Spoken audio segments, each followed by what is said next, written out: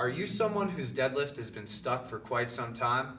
I'm Alex Wallace from Wallace Training Systems, and I'm going to give you 3 exercises you can use to build your conventional deadlift.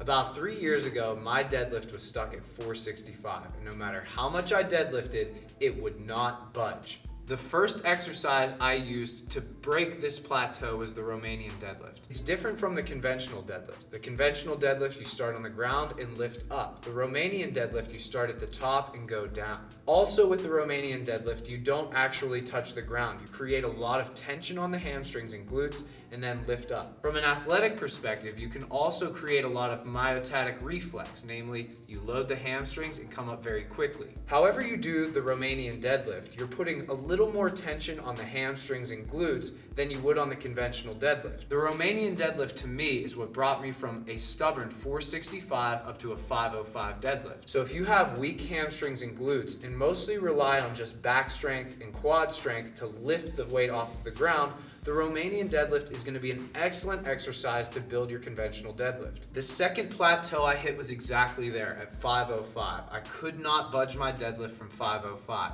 And the second exercise I used to break that plateau was the glute ham raise. While the glute ham raise is less specific in terms of its mechanics, it's specific in terms of the muscles used. Where I think the glute ham raise is so valuable is that it teaches you how to use your hamstrings and glutes at the same time, even if you don't have to use it to complete the movement. So oftentimes what I'll see people do is when they use the glute ham raise, they'll be curling with their hamstrings, but not actually firing their glutes. I also see this with the conventional deadlift. Somebody's hamstrings will start firing, their back will start firing, but their glutes will turn in, basically becoming ineffective and not actually helping them in their movement.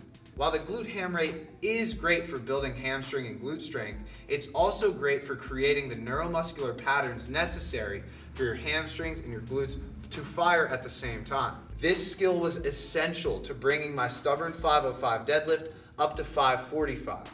And that was the next plateau. I was stuck at this deadlift for almost 1.5 years, and no matter what I did, my squat went up, my squat strength went up, my upper back strength I thought went up, but my deadlift just stayed the same. My deadlift was stuck at 545 because as soon as I started pulling off of the ground, my upper back would round, I'd lose position, and my deadlift would stall. What I needed was specific strength, specific upper back strength from that position. And that's where I started to do the Pendlay Row. The Pendlay Row is an explosive upper back movement, and you start in the same position that you would with a conventional deadlift. So while this movement might not be a great builder for everyone, for me it was essential to building my conventional deadlift because I was building the specific strength necessary in the upper back to actually stay in position and deadlift. This was the final straw that brought my deadlift from a stubborn 545 for what seemed like forever to an easy 585. Each one of these exercises played an important role to get my deadlift to almost 600 pounds, but they all played an important role at the right time. The Romanian deadlift helped me with the hamstring strength that I needed, the specific hamstring strength that I needed for the conventional deadlift. The glute ham raise helped me use my glutes more effectively while also firing with my hamstrings.